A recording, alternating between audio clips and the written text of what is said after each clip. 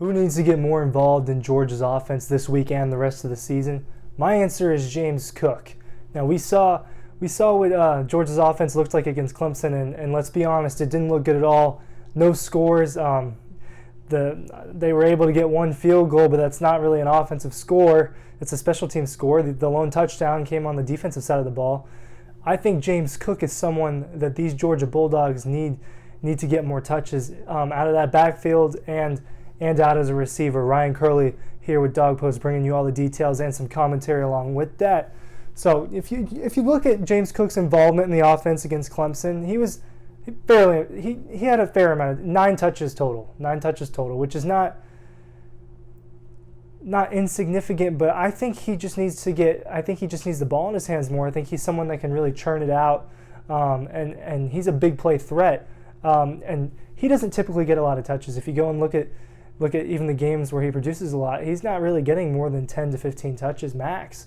And I don't know if that's something that Georgia needs to look away from. Maybe they need to start giving him the ball more.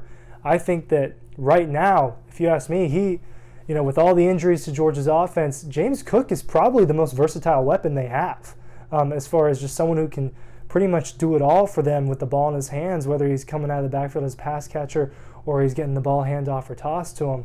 I mean, let's look at his involvement in Clemson. 9 of those touches, 5 of them were carries for 19 yards and along with 5. Well, what's he going to do with 5 carries? I mean, he can definitely break one, but the more you give him the ball, the better chance he's going to have to just break one to the end zone, because he has that kind of game-breaking speed and versatility. And then the part that is very underwhelming was the 4 catches for just a total of 7 yards.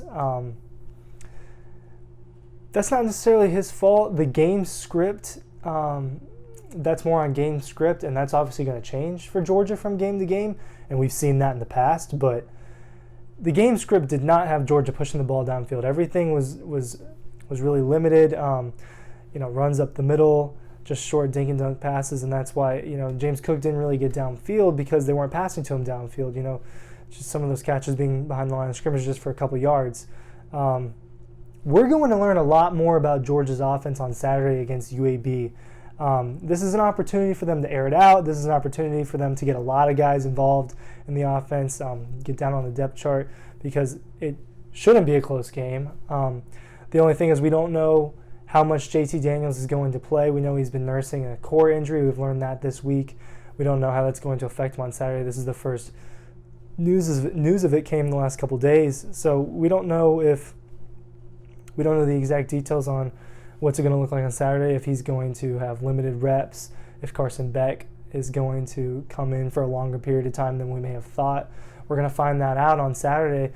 Regardless, I think Cook is someone that Georgia has to look to get the ball in their hands, to get this offense churning. I mean, that was a sad display of offense against Clemson. They're lucky that the defense had 7 sacks and all those pressures, and that Chris Smith was in the right spot at the right time and took that interception back to the house. I mean, that was a nitty-gritty tough win, and Georgia's defense won them that game. The offense needs to open it up. Obviously, the next few weeks are a good opportunity against teams that Georgia should beat on paper, and Saturday against UAB is the perfect opportunity. Get James Cook the ball. I mean, he's fast, he's versatile, he's the best receiver out of the backfield in the entire Georgia backfield. So I just think that that's someone that needs to be exploited more. I mean, if you go back and look at last year, look at what he did, even in limited touches. He did this. I will say he's done this in limited touches, but I think this is something that kind of goes against my point, but I do think he needs the ball in his hands more, because that's going to give him more opportunity to get the ball downfield, to break one away, to get into the end zone, to show why Georgia recruited him, why he has similarities to his older brother that's in the NFL, and Dalvin Cook, and that was one of the best ACC running backs of all time at Florida State. If you look at last year against Alabama, he took that wheel route 82 yards to the house that Stetson Bennett threw to him. That's just an example. He's a running back, and then you saw against South Carolina, he ran for over 100 yards and a touchdown on just a few carries. I mean, James Cook can really do it all. He's probably the most well-rounded running back in the backfield. I think Zamir White's starting to catch up to him as Zamir White becomes a little bit of a better pass catcher.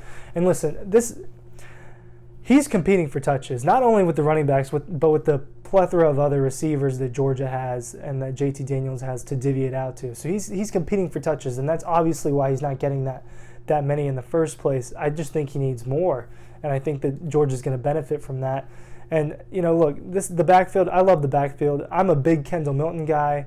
I think he's probably the best pure runner in the group and the best tackle breaker. McIntosh can do a little bit of everything. James Cook can do a little bit of everything a little bit better than McIntosh. So I just think that, Cook is someone that needs to be exploited. He's a matchup problem. I was talking with Dean just a couple months ago. Imagine if Cook, Arian Smith, and guys like Darnell Washington are all on the field at the same time. That's a complete matchup nightmare. How do you guard all of those types of athletes at the same time with the speed from Arian Smith, the size from Darnell Washington, the versatility from Cook? I think that Monken and this offense need to really start mixing up a little bit more packages with some of these backs and some of these receivers and really see how they can attack some of these defenses and become unguardable. And I think that could possibly start with James Cook and his versatility. So remember to go to the site dogpost.com for all your coverage and keep up with the social media links.